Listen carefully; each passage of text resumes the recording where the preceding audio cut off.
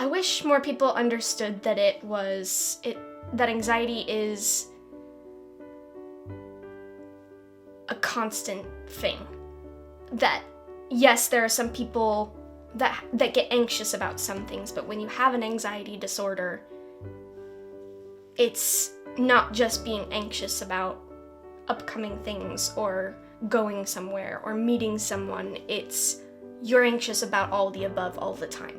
It's also hard because if you can't see an illness, then you don't know what it means exactly. When you have a cough, you say, oh, okay, you can take some cough syrup. But with an illness that you can't see, like anxiety or depression, there's no fix-it pill. There's no treatment that works exactly the same for everyone. So it's kind of difficult for people to understand what that illness entails.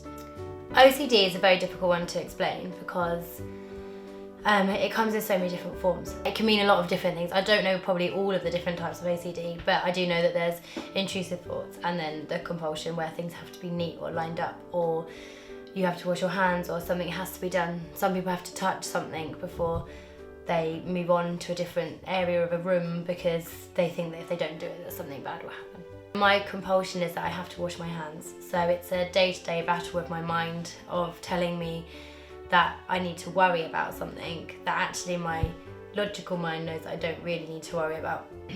So it's just every day I have to convince myself that something isn't going to harm me, that no one else has to think about. My husband will make phone calls for me. Sometimes I'm unable to make those calls. I don't know what it is. It's just, it makes me uncomfortable, incredibly uncomfortable. It's like the build up to the phone call makes me uncomfortable. So the fact that he'll sometimes make phone calls for me on my behalf, and then, or even text messaging.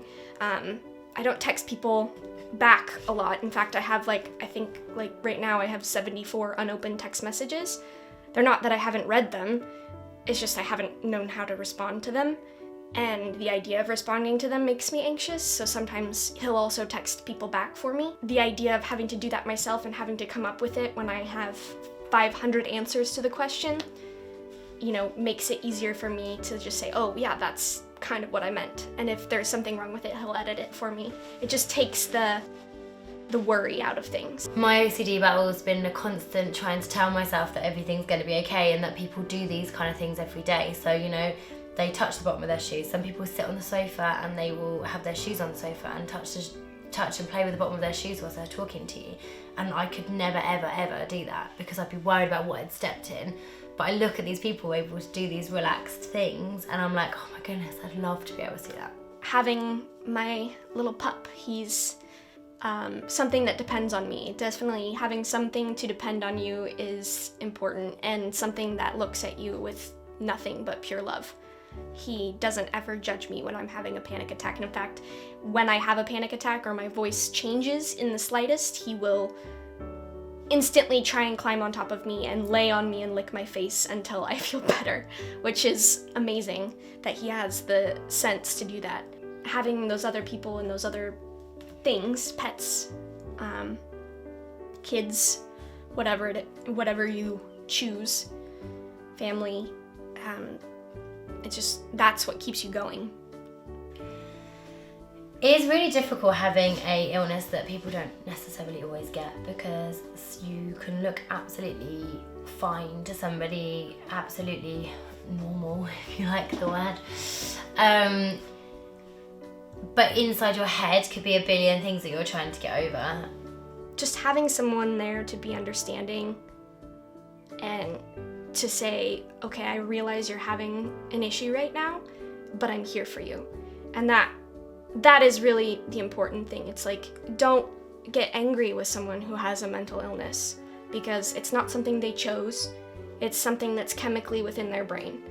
I think I'd recommend that if anybody did have someone with OCD or someone who struggles with a mental illness, like anxiety or depression or any of those kind of things, I think you've just got to be there for that person. They don't necessarily want you to say the right thing. They don't necessarily want you to do the right thing.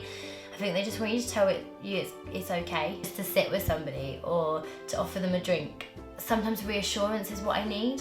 Like, personally. So someone tell me it's going to be okay, and you know, nothing bad's going to happen.